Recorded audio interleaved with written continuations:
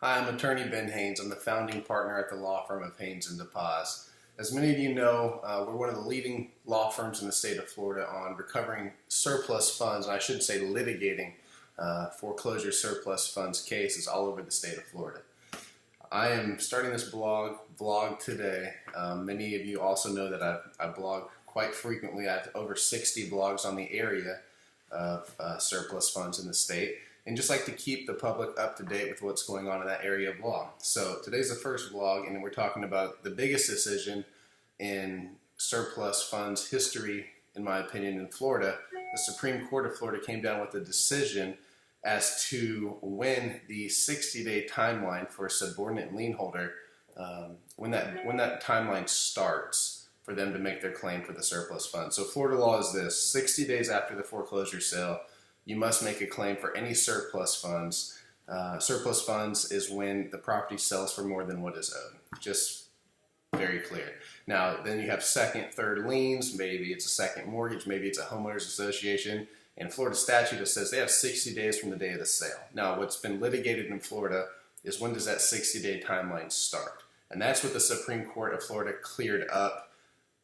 I think respectfully, it's the wrong decision, but you would think that according to the legislature in Florida, if they say sale, they mean the actual day of the auction. So the sale date after a foreclosure judgment. Yet the conflicting law, and why this went to the Supreme Court, was the 4th District Court of Appeal in Florida stated that the timeline didn't begin to the certificate of title as to when title, that means title actually passes to the new owner, whoever bought it at the foreclosure auction. Every other DCA said nope, the legislature is pretty clear. It's the day of the actual auction, not the certificate of title, which is generally issued 10 days after the sale.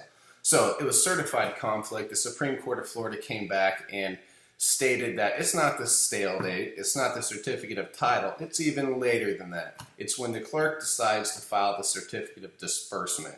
That document is a document filed by the clerk which clearly states how much is remaining in surplus funds after the title passes and all that. So the Florida Supreme Court states that the statute essentially means a certificate of disbursement is when the sale date occurs. I happen to disagree. Every other district court of appeal disagreed, but that changes things. What that does is that gives second mortgages, it gives HOAs much longer to file a claim for surplus funds.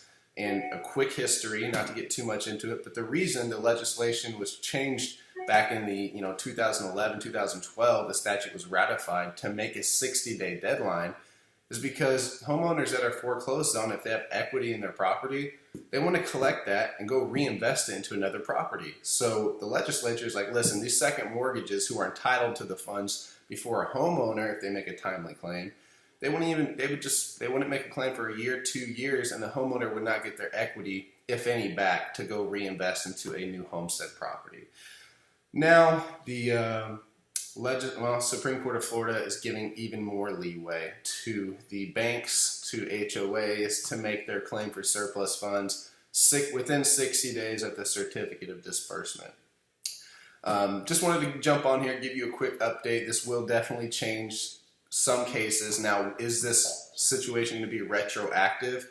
That's up to interpretation, and I'm sure we're going to have many appeals and a lot of litigation in Florida on this area of law. But yeah, so until next time.